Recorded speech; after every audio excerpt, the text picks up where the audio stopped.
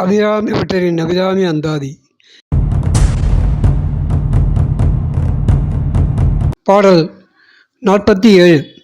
வாழும் படி ஒன்று கண்டு கொண்டே மனத்தே ஒருவர் வீழும்படி அன்று வில்லும்படி அன்று வேலை நீளம் ஏழும் பருவரை எட்டும் எட்டாமல் இரவுபகல் சூழும் சுடர்க்கு நடுவே கிடந்து சூடர்கின்றதே. அழிவற்ற இன்பம் என்று உண்டா?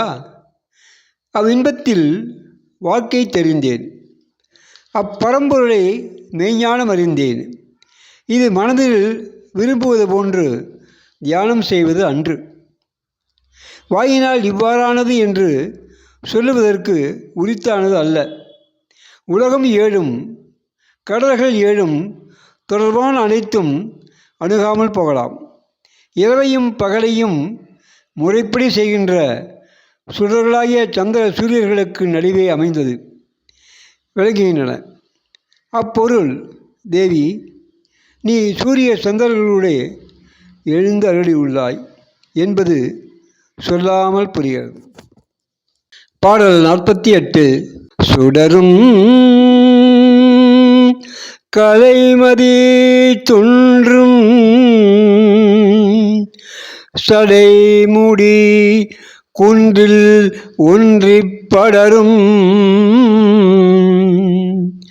பரிமள பச்சை கொடியை பதித்து நெஞ்சில் இடரும் தவிர்த்திமை போதிருப்பார் பின்னும் எய்துவரோ குடரும் கொழுவும் குருதியும் தோயும் கூரம்பையிலே.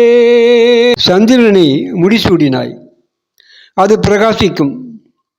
சடையோடு கூடிய திருமுடி நேரு மலையோ என வியப்பு. சிவபெருமான் பிரத்யட்சம் வியப்பு. சிவபெருமான் நீ பசும் கொடியாய் மலமுள்ளவளாகி அபிராமி நீ. உன்னை நெஞ்சில் தியானிப்பேன். அபிராமி வெள்ளியே, நீ நெஞ்சில் நிறைந்தாய்.